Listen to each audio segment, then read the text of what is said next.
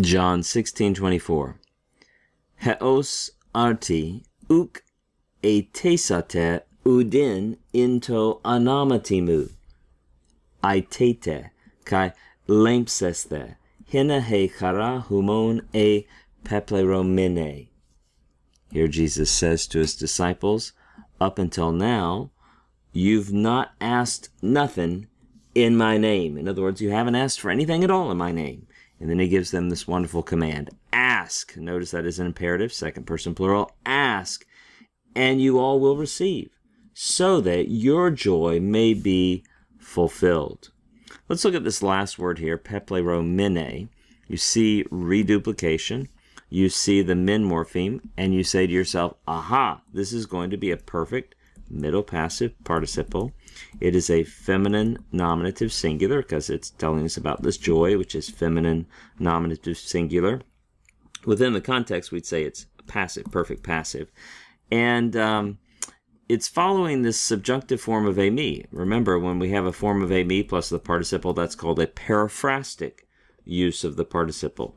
We should have perhaps sounded the subjunctive alarm here with a henna, so that, and the subjunctive is this subjunctive form of ame. It's a little bit tricky for you to recognize, or I find students sometimes have trouble recognizing that because the subjunctive forms of ame are just the subjunctive endings. O, ace, a, omen, eta, osen. And if we have, for example, if we have these following henna, we would say, so that, in order that I may be, in order that you may be, in order that he may be, in order that we may be, in order that y'all may be, in order that they may be. Here the subject, though, is not a he, but it's an it, in order that your joy may be or might be fulfilled.